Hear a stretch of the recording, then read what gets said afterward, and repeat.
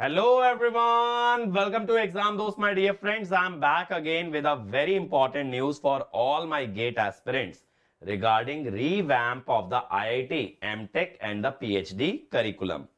तो यार recently IITs ने एक मीटिंग कंडक्ट किया था जहां पे बहुत सारे चेंजेस डिस्कस हुए हैं, जिसका मीटिंग का एक पार्ट है एमटेक और पीएचडी का करिकुलम भी। ठीक है, तो यहां पे क्या हो रहा है कि आपके जो एमटेक के एनरोलमेंट्स हैं, जो पीएचडी के एनरोलमेंट्स हैं, वो काफी तेजी से गिर रहे हैं, जिससे कि आईआईटीज को एक चीज रियलाइज हुआ है कि कहीं ना कहीं उनके जो पोस्ट ग्रेजुएट प्रोग्राम्स हैं they are not aligned with the industry. वो इंडस्ट्री के साथ अलाइंड नहीं है, यानी कि बच्चे इसीलिए उनको लुक फॉरवर्ड नहीं कर रहे हैं क्योंकि उसके बाद शायद वो जॉब्स नहीं पा रहे हैं या फिर वो इंडस्ट्री में आसानी से फिट नहीं हो पा रहे हैं।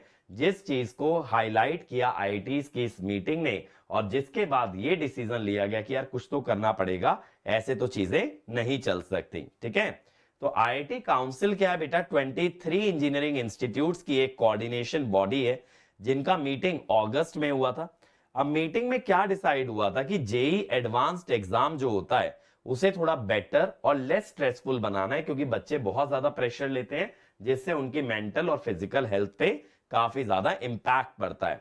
सेकेंडली इन्होंने ये डिसाइड किया कि जो जेई एडवांस्ड का एग्जाम है उसे थोड़ा सा एडेप्टिव बनाना है, जैसे कि जीआरई का एग्जाम होता है जहां पे कि आपके रिस्पॉन्सेज के हिसाब से क्वेश्चन का लेवल इंक्रीज होते जाता है to test your exact understanding of the concept, to test your level of preparation. ठीक है, तो यहां पे कि क्वेश्चन का लेवल रियल टाइम में एडजस्ट हो पाए, इस तरह का पेपर बनाने की बात की गई।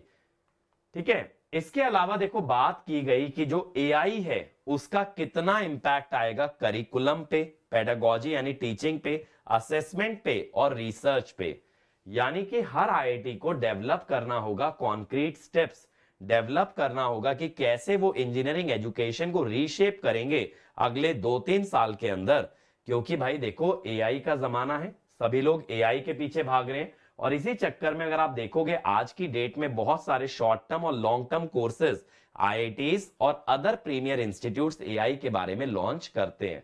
तो यही चीज समझे कि बीटेक वाले बच्चे क्यों एमटेक परस्यू नहीं करना चाहते, क्योंकि एक तो स्पेशलाइजेशन कम है, जो कि मुझे लगता है थोड़ा सा रीजन करेक्ट नहीं है। आईआईटीज के स्पेशलाइजेशन इतने ज्यादा होते हैं कि कई बार वो लगता है कि यार क्यों ही बना दिए इतने स्पेशलाइजेशन।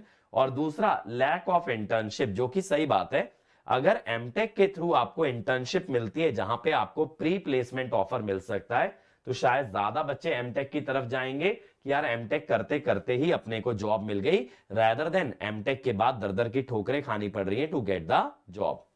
तो इसीलिए इन्होंने क्या किया कि एमटेक प्रोग्राम्स में इंडस्ट्री इंटर्नशिप को कंपलसरी करने का फैसला लिया और यह भी सोचा कि एमटेक को 2 हिस्सों में डिवाइड कर दें, जैसे अभी होता है ना एमटेक और एमटेक रिसर्च, कुछ इसी प्रकार से 2 हिस्सों में डिवाइड कर दें, जहां पे जो बच्चे रिसर्च में इंटरेस्टेड हैं, जो गवर्नमेंट ओन्ड प्रोजेक्ट्स करना चाहते हैं, देश के रिसर्च को आगे बढ़ाना चाहते हैं, एक वो बच्चे आ जाएं और एक वो जो इंडस्ट्री में फिट होना चाहते हैं, जो कि जॉब पाना चाहते हैं, जो हमारी मेजॉरिटी ऑफ जनता होती है, वो उस एमटेक कोर्स को फॉलो कर पाए।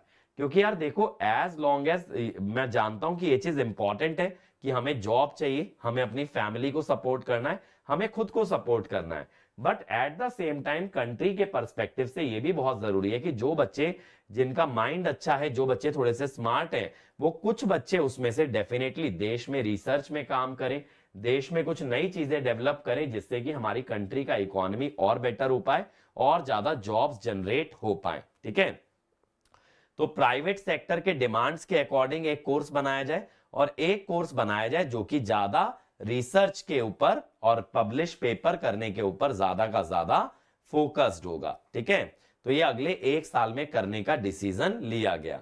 और आईआईटी पीएचडी के जो प्रोग्राम होते हैं, जो डायरेक्ट पीएचडी होता है, जो गेट के थ्रू एडमिशन मिल जाता है, उसमें भी उन्होंने सोचा कि कुछ इनोवेशन, लीडरशिप और ग्लोबल लेवल पे कॉम्पिटिटिव बच्चों को बनाना है। ऐसा ना हो कि इंडिया से निकलने वाले जो रिसर्च ग्रेजुएट्स हैं वो पूरी दुनिया के मुकाबले काफी पीछे रह जाएं। तो इसके लिए जो है ना पूरी तरह से रिफॉर्म करना पड़ेगा। आईआईटी रोपड़ ने बोला ये जो पीएचडी वाला एजुकेशन है इसे पूरा रिफॉर्म करना पड़ेगा, क्योंकि कई बार पीएचडी में बहुत ज्यादा साल लग जाते हैं बच्चों के, इसीलिए बच्चे आना नहीं चाहते हैं। एडमिनिस्ट्रेशन की तरफ से डिले होता रहता है, लिमिटेड मेंटोरशिप मिलती है, यानी कि टीचर बहुत अच्छे से गाइड नहीं करता है, और इंफ्रास्ट्रक्चर का पूर्ण रूप से यूटिलाइजेशन नहीं हो पाता जो आईआईटी बनाती है।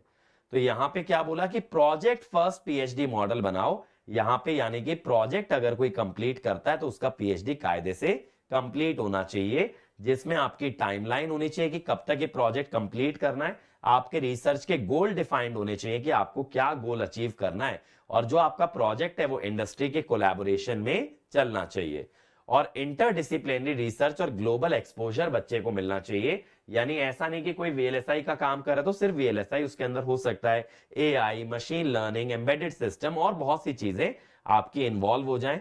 और यहां पे नेटवर्क पीएचडी प्रोग्राम्स की बात की जा रही है, जहां आईआईटीज और इंटरनेशनल इंस्टीट्यूशंस कोलैबोरेट करके आपका पीएचडी प्रोग्राम डिजाइन करें, जिससे कि आपको इंटरनेशनल एक्सपोजर भी मिल पाए।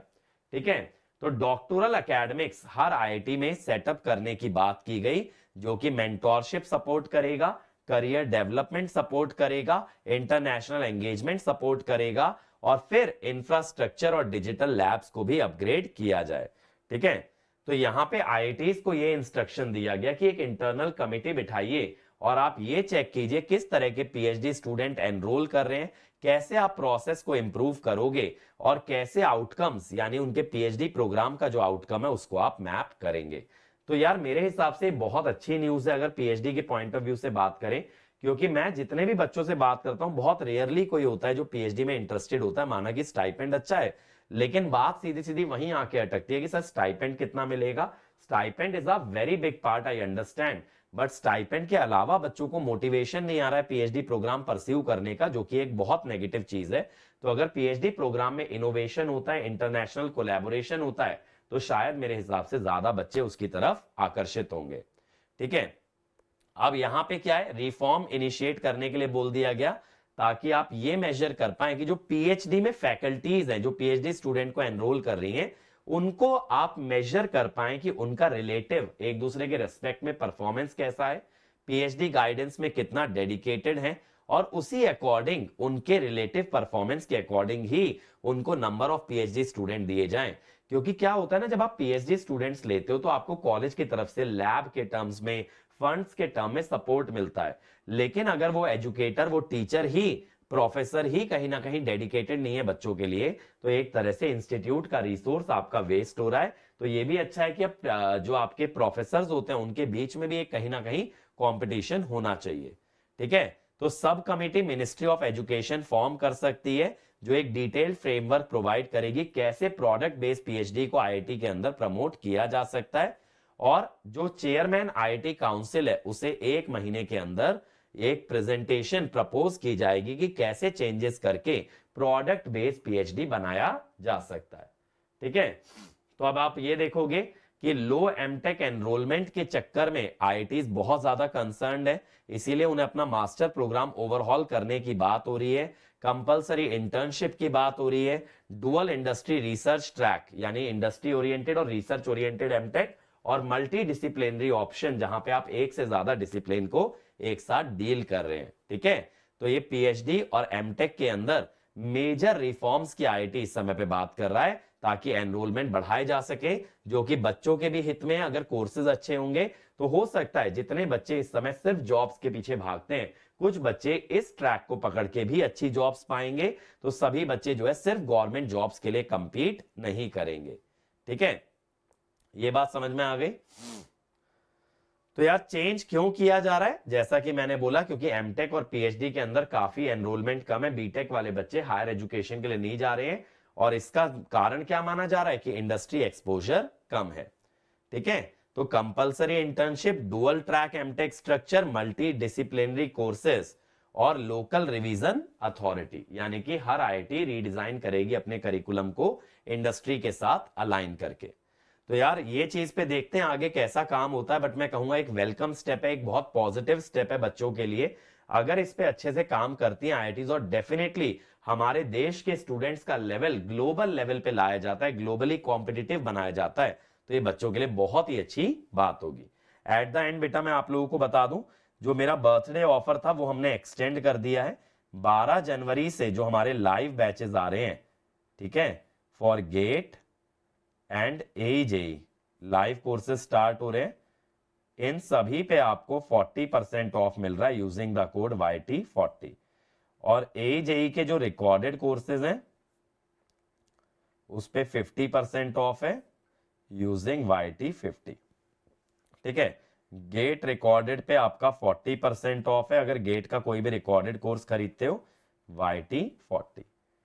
टेस्ट सीरीज पे जो 2026 की टेस्ट सीरीज है अगर अभी भी परचेज करते हो तो बेटा उस पे 70% ऑफ है यूजिंग अंकित ESE। और हमने 60 दिन का क्रैश कोर्स भी लॉन्च किया, अगर आप ज्वाइन करना चाहो रिकॉर्डेड फॉर्म में आपको मिल जाएगा 60 डेज के लिए गेट का। वो 60 डेज के लिए आपको सिर्फ 999 प्लस GST पे करना है। बाकी मेंटोरशिप प्रोग्राम भी हमने लॉन्च कर दिया है जिसमें आप 1-to-1 मेंटोरशिप पा सकते हो। तो बहुत सारे कोर्सेज हमारी वेबसाइट पे लाइव जा चुके हैं। इनसे जुड़ी और जानकारी के लिए आप हमारे व्हाट्सएप नंबर पे मैसेज कर सकते हो। ये हमारा व्हाट्सएप नंबर है, इस पे मैसेज करने में बिल्कुल ना हिचकिचाएं।